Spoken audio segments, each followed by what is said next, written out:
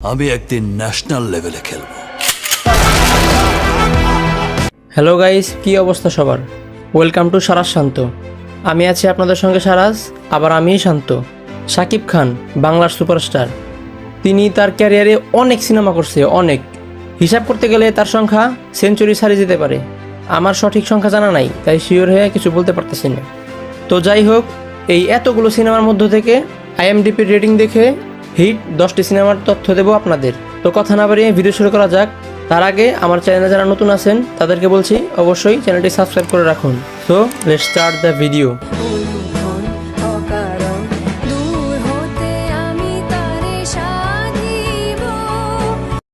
তো আমি নাম্বার 10 থেকে শুরু করছি। নাম্বার 10, এখানে রয়েছে 2018 সালে শাকিব খান ও শুভশ্রী অভিনীত চালবাজ সিনেমা। এই চালবাজ সিনেমা IMDbতে রেট দেখাচ্ছে 6.8 আউট অফ 10। তো এই সিনেমাটা আমি দেখেছিলাম, অনেক ভালো লাগছিল। আপনারা চাইলে সিনেমাটা আবার দেখতে পারেন। এরপর নাম্বার 9, নাম্বার 9-এ আমি রাখবো বিদ্রোহী, যেখানে অভিনয় করেছেন শাকিব খান ও শবনম বুবলি। সিনেমাটি 2022 সালে মুক্তি পেয়েছিল। IMDbতে এই সিনেমার রেট দেখাচ্ছে 6.6 আউট অফ 10। এরপর নাম্বার 8-এ রয়েছে 2020 সালের একটি সিনেমা বীর, যেখানে অভিনয় করেছেন শাকিব খান ও শবনম বুবলি। IMDbতে বীর সিনেমার রেট দেখাচ্ছে 6.7 আউট অফ 10। বীর সিনেমাটি যারা দেখেছেন তারা অবশ্যই কমেন্ট করবেন। এখন আসা যাক নাম্বার 7, এখানে রয়েছে 2018 সালে মুক্তি পাওয়া একটি সিনেমা ভাইজান এলোরে। এখানে অভিনয় করেছেন শ্রাবন্তী, শাকিব খান ও পায়েল। তবে এখানে একটা ইন্টারেস্টিং ব্যাপার হচ্ছে, শাকিব খান এখানে ডাবল পার্ট করেছেন, মানে তারা সিনেমাতে যমজ ভাই ছিল।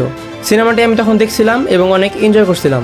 IMDbতে এই সিনেমার রেট দেখাচ্ছে 7.0 আউট অফ 10।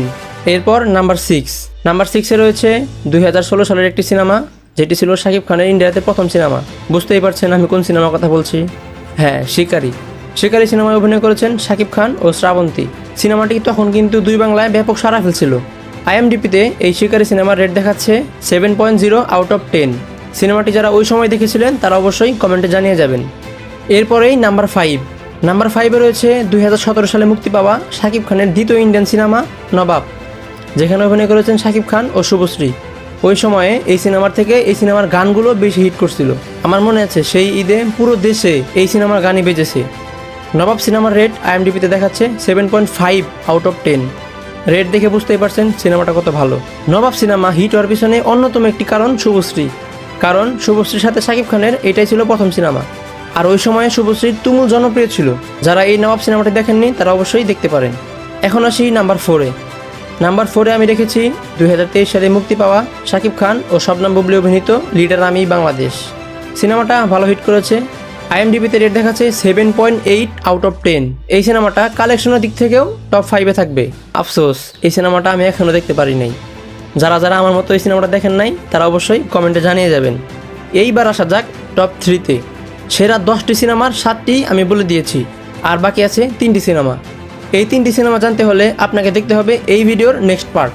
এই ভিডিওর নেক্সট পার্টটা 2-1 দিনের ভিতরেই এই চ্যানেলে আপলোড করা হবে। ততক্ষণ আপনারা কমেন্ট করুন এই 3টি সিনেমা কী কী হতে পারে এবং কার অবস্থান কোথায় হতে পারে। এখানে যারা মোটামুটি লিজেন্ড আছেন তারা হয়তো এতক্ষণে বুঝেও গেছেন এবং কমেন্ট করেও ফেলেছেন। আর যারা করেননি তারা নেক্সট পার্ট দেখতে অবশ্যই চ্যানেলটিকে সাবস্ক্রাইব করে রাখুন। দেখা হবে পরের কোনো ভিডিওতে। ধন্যবাদ।